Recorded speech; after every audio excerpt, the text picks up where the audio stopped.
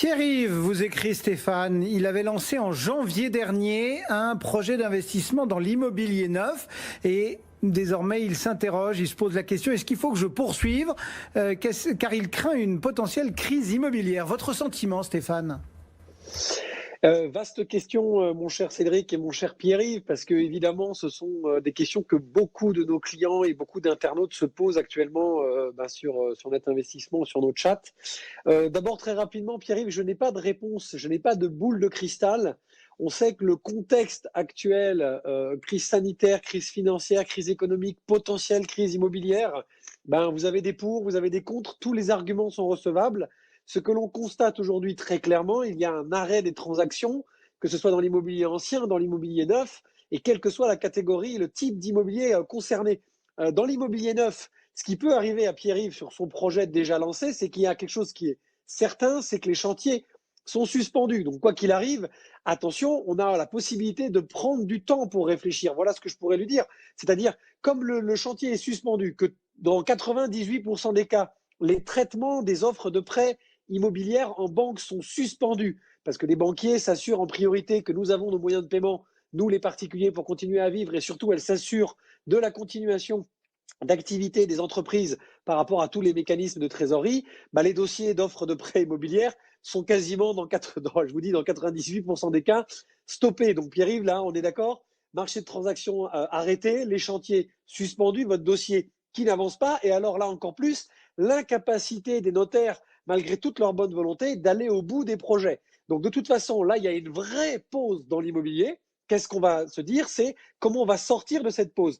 Pierre-Yves, très clairement, dans votre cas, voilà le message que je vous passe et le message que nos équipes passent à tous les clients.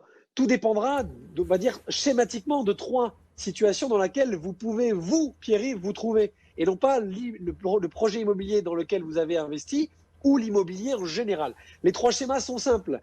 Vous avez été lourdement impacté par la situation du coronavirus et cette situation sanitaire. Vous êtes en phase peut-être de perdre votre emploi, vous l'avez déjà perdu, votre entreprise est en difficulté, vous avez eu des problèmes de santé. Indéniablement, on stoppe tout. Vous avez la possibilité de vous rétracter et il vaut mieux sortir. Et ça, c'est le schéma. Il n'y a rien à dire, il n'y a pas à discuter. Aucun professionnel ne peut revenir là-dessus. Le deuxième schéma, c'est Pierre-Yves, vous aviez un projet immobilier, donc forcément, il était à long terme. Immobilier neuf, c'est encore plus vrai. Donc évidemment, si ce projet était à long terme et que votre situation n'a pas été impactée par le contexte actuel, il n'y a, selon nous, pas de raison de stopper ce projet.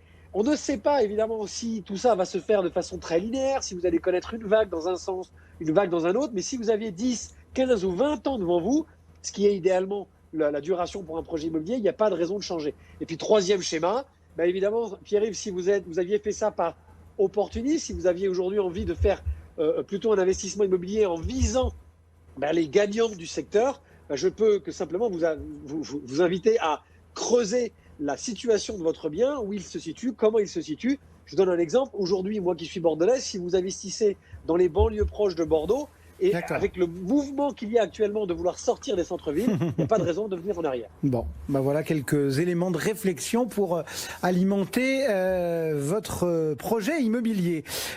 Christian, c'est Paul qui vous écrit, il a un PEA qui a plus de 20 ans. Il désire vendre une action qui est en forte perte et il veut savoir si les moins-values seront déduites à la clôture du contrat. Alors oui, bien sûr, ça je peux rassurer